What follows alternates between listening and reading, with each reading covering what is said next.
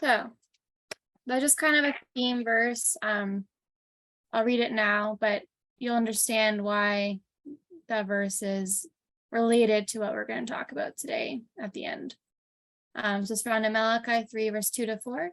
But who can endure the day of his coming, and who can stand when he appears? For he is like a refiner's fire, and like fuller's soap. He will sit as a refiner and purifier of silver, and he will purify the sons of Levi, and refine them like gold and silver.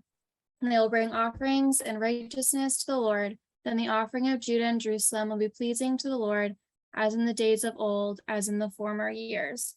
So we're going to talk about King Josiah a little bit today and some lessons from that, but really happy to be here with everybody, and I hope you can enjoy something from today. All right. So this past July, I was blessed to be able to go to a Bible school in California, and they had a ladies' tea, and she was talking about King Josiah, and so it kind of sparked me to look more into it. It was a really interesting little class that this lady gave. So we're going to talk about King Josiah today. So I enjoyed the story of King Josiah even before this past summer. I was at another Bible camp when I was really little, probably around 9. I'm in Tulin Island in Canada, and they did the story of Josiah. And one of the things we had to do was decorate little idol heads. They were just like white clay, easily breakable. So I remember putting a little mad face on mine, and it was for like a lesson that they were going to do. So at the end of the week, everyone came, or all the kids came to the big pavilion where all the parents and other age groups were. We lined the sides where everyone was sitting, and like King Josiah, we threw down little idols and smashed them and stamped on them. Just, we were told, get them to powder, like the lessons in Josiah. So that was quite impactful as a little 9-year-old. I was telling my mom the other day, I'm really glad I didn't have to clean all that up. Looking back now, it would have been a ton of just clay powder like everywhere. Thankfully, the floor is concrete, so a little bit easier, but still. So I've always enjoyed the story of King Josiah. Okay. So some of the things that we're going to pull out of the story are these 3 kind of sections. So about Josiah is going to hear the word, he's going to allow it to impact him. And so we're going to try to follow that and also allow the word to impact us. And we're going to take action based on it like King Josiah did. So we're going to get into the story a little bit. So for those who don't know the story of King Josiah as well, we're going to do a little bit of a story recap. So if you want to turn up 2 Kings 22, or chapter 22 and chapter 23, that's where we'll spend a lot of our time today. So in 2 Kings 22, verse 1, it says, Josiah was 8 years old when he began to reign, and he reigned 31 years in Jerusalem. His mother's name was Jedediah, the daughter of Adadiah of Boskath. And he did what was right in the eyes of the Lord, and walked in all the ways of David his father, and he did not turn aside to the right or to the left. So a little bit of a recap. So he becomes king at 8 years old. He repairs the temple. The book of the law is found, and Shaphan the scribe reads it before King Josiah. After reading, Josiah seeks a response from God through Huldah, the prophetess, who was the wife of Shallum, and she was the keeper of the wardrobe. King Josiah receives a response through the prophetess. And then Josiah does a deep clean of all the horrible things over the years that the other kings of Judah and Israel had started that were evil. So we're not going to look at the end of Josiah's story today, but we're going to pull more lessons out from Josiah's big changeover that he was trying to make in the nation. Okay. So it is important to take the time to read the story of Josiah's incredibly humbling actions that he takes in changing the nation. When I was reading through it, it was very, very powerful to me. I feel like I hadn't read this story in a long time, and so yeah, I enjoyed reading it again. So Josiah's actions did not have a lasting effect on the nation as God told him would happen, and God was still going to bring judgment to the nation. So we're going to get in the story and read a bit of it. So in 2 Kings 22, verse 16 to 20, we're going to read God's response to Josiah asking about the children of Israel and the state of his kingdom from the prophetess Huldah when he starts to reign. So it's in 2 Kings 22, verse 16 to 20. It's something I found with reading in the Old Testament again, is just how long the verses are. They're very, like, I'll be like, that's only like, 5 verses, and it's like a whole page full. So we're going to enjoy reading a lot of the good details from his story to get a better understanding. So it says, "Thus says the Lord, behold, I will bring disaster upon this place and upon its inhabitants, all the words of the book that the king of Judah had read, because they had forsaken me and have made offerings to other gods, that they might provoke me to anger with all the work of their hands. Therefore my wrath will be kindled against this place, and it will not be quenched. But to the king of Judah, who sent you to inquire of the Lord, thus shall you say to him, Thus says the Lord, the God of Israel, regarding the words that you have heard, because your heart was penitent, and you humbled yourself before the Lord, when you heard how I spoke against this place and against its inhabitants, that they should become a desolation and a curse, and you have torn your clothes and wept before me. I also have heard you, declares the Lord. Therefore, behold, I will gather you to your fathers, and you shall be gathered to your grave in peace, and your eyes shall not see all the disaster that I will bring upon this place. And they brought back the word to the king." So after Josiah hears God's word, he takes drastic action. And I use the phrase he cleans house, but that's putting it fairly lightly for all the things that he had to do. So this is now in 2 Kings 23. So this is the section we're going to base our class on today. Feel free to turn it up and follow along. We are going to read a good amount of the section in chapter 23, but we're also not going to read all of the verses in it to save on some time. So in 2 Kings 23, verse 1. Then the king sent, and all the elders of Judah and Jerusalem were gathered to him. And the king went up to the house of the Lord, and with him all the men of Judah, and all the inhabitants of Jerusalem, and the priests and the prophets, all the people, both small and great. And he read in their hearing all the words of the book of the covenant that had been found in the house of the Lord. And the king stood by the pillar and made a covenant before the Lord to walk after the Lord and to keep his commandments and his testimonies and his statutes with all his heart and all his soul, and to perform the words of this covenant that were written in this book. And all the people joined in the covenant. And the king commanded Hilkiah the high priest and the priests of the second order and the keeper of the threshold to bring out of the temple of the Lord all the vessels made for Baal. So now we're going to get into a lot of the action words that Josiah did that we're going to focus on. So first, he brought out all of the vessels made for Baal, for Asherah, and for all the hosts of heaven. He burned them outside Jerusalem in the fields of Kidron, and he carried their ashes to Bethel. And he deposed the priests from the kings of Judah that had ordained to make offerings in the high places at the cities of Judah and around Jerusalem. Those also burned incense to Baal, to the sun and the moon, and the constellations and all the hosts of heaven. And he brought out the Asherah from the house of the Lord outside Jerusalem to the brook Kidron. And he burned it at the brook Kidron and beat it to dust, and cast the dust of it upon the graves of the common people. And he broke down the houses of the male prostitutes who were in the house of the Lord, where the women wove hangings for the Asherah. And he brought all the priests out of the cities of Judah, and defiled the high places where the priests had made offerings from Geba to Beersheba. And he broke down the high places of the gates that were in the entrance of Joshua, the governor of the city. And he burned the chariots of the sun with fire, and the altars on the roof of the upper chamber of Ahaz, which the kings of Judah had made. and the altars that Manasseh had made in the 2 courts of the house of the Lord, he pulled down and broke into pieces and cast the dust of them into the brook Kidron. And he broke in pieces the pillars and cut down the Asherim, so we're skipping to verse 14, and filled their places with the bones of men.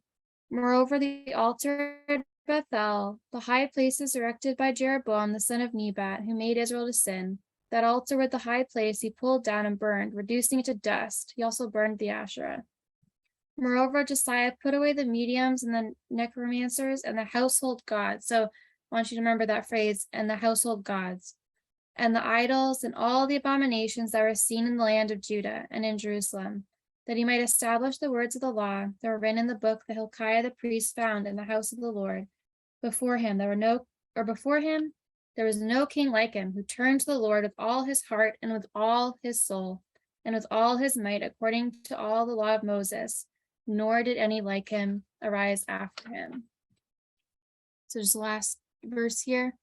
Still the Lord did not turn from the burning of his great wrath, by which his anger was kindled against Judah, because of all the provocations with which Manasseh had provoked him.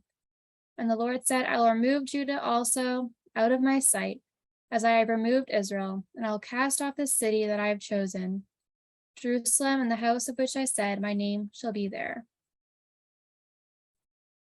So that was really, to me, a very humbling reading, very drastic things that Josiah did, very powerful. So the big lesson we want to take from Josiah's story is that some things in our life as sisters, friends, and followers of Christ and God require drastic action. We need to be willing to recognize these things and identify them, these things in our lives, like King Josiah did, and take action despite the outcome.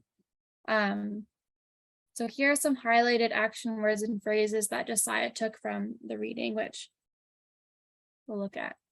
So he used the word, he burned, he carried their ashes, he deposed, he burned it, he beat it to dust, he broke down the high places, he burned the chariots of the sun with fire, he pulled down and broke in pieces and cast the dust of them into the brook Kidron.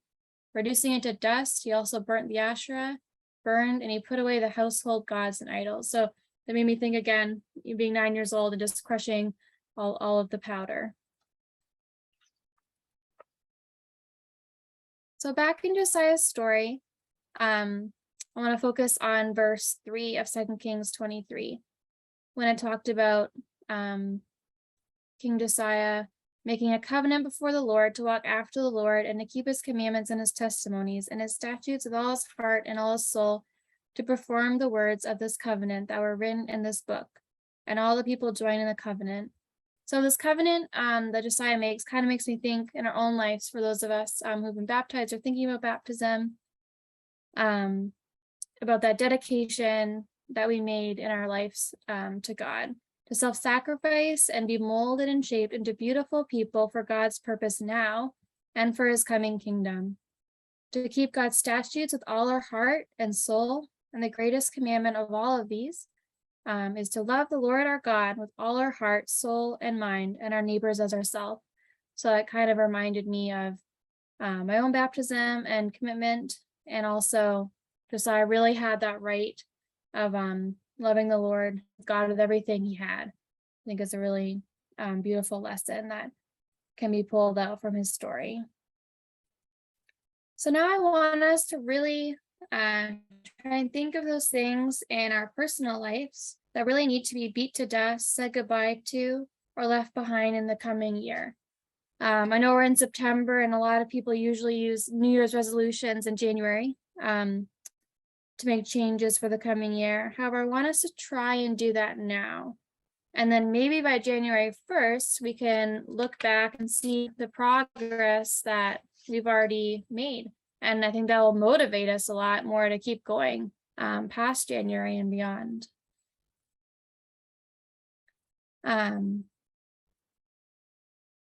So I want us to take 1 or 2 minutes to think of those things, maybe top 3. 1 second, make sure I didn't jump again. Yes, before this slide, I want us to take about 1 to 2 minutes to write down things in our own lives that we personally feel like we need to say goodbye to, leave behind, make a change in. And if you can write them on a piece of paper or on your device, or if you have a good memory to keep it in your head for what you want to do, feel free to do that. So maybe write 1 to 3 things in the next minute or two. I'll let you do that quietly, and then we'll come back to that a little bit later on. So I'll let you do that now.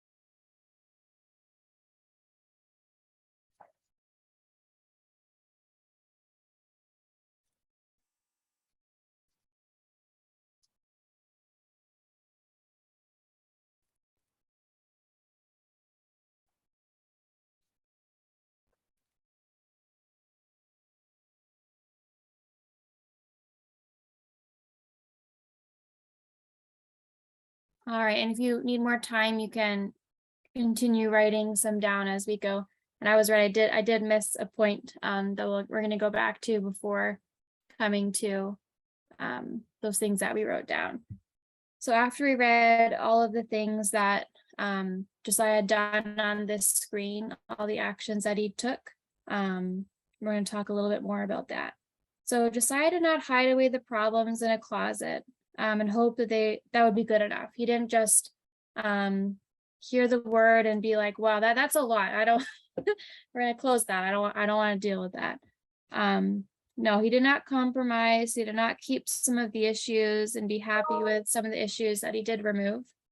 So he wasn't happy just doing a little bit and maybe leaving the rest because they all were going to get destroyed anyways. No, he still wanted to do the best job that he could. So the words above on this screen here are drastic, severe, and very humbling. Just, the phrase again just kind of rings in my head. He beat the issues to dust and put them in water to never again be able to come back. Like that's quite drastic to me. I think sometimes we can be scared to really remove things from our lives, which is understandable. Society today really tries to convince us that things are not that bad, or that we can turn our problems and issues or sins into something acceptable and good without changing or really dealing with whatever it is that it may be. Thankfully, Christ works with our weaknesses, and he gives us a way of dealing with them. So in 2 Corinthians, it's one of my favorite verses. It says, "And he said to me, my grace is sufficient for you, for my strength is made perfect in weakness. Therefore, most gladly, I will rather boast in my infirmities, that the power of Christ may rest upon me. Therefore, I take pleasure in infirmities and reproaches, in needs and persecutions and distress for Christ's sake. For when I am weak, then I am strong."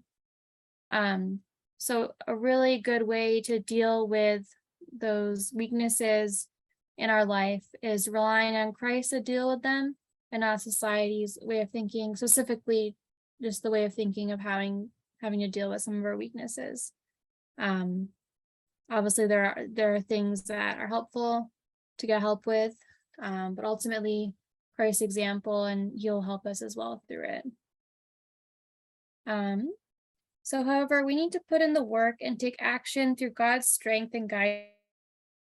God requires us to make sacrifices and change, and wants us to be renewed day by day. So good lesson is Christ works with our weaknesses, so we don't need to worry that no one's going to be there to help us with them.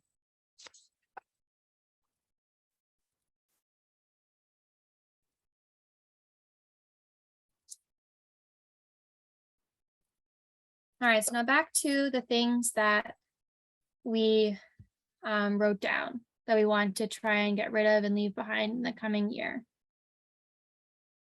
So now this lesson of taking drastic action from the life of Josiah is hard. I found it hard reflecting and asking myself if I'm prepared to make these changes when I was doing this activity. And if I'm honest, that inner voice in your conscience was like, no, I don't really want to work on some of those parts in my life. Like they're uncomfortable to change. So here's like a list of to change or think about in our own lives and maybe down on our own papers or devices.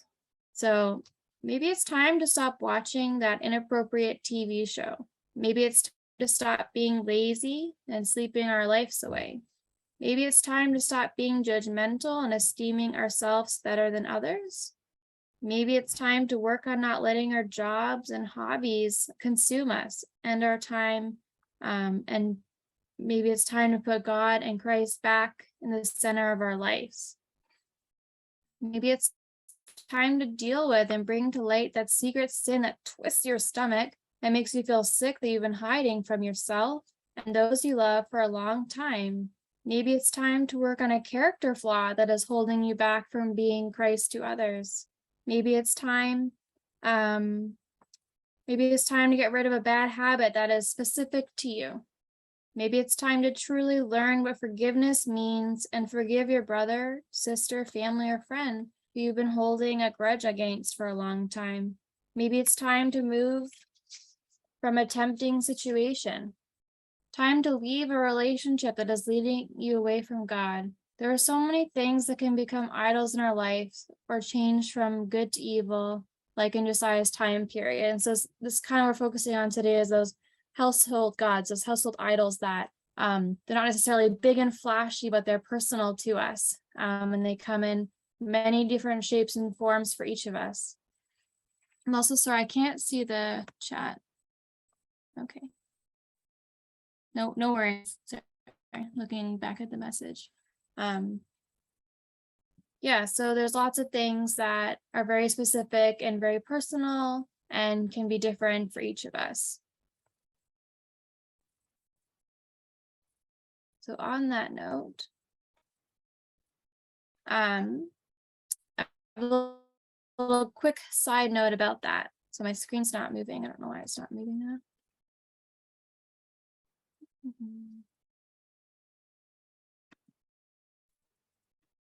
There we go. So just a quick note about that.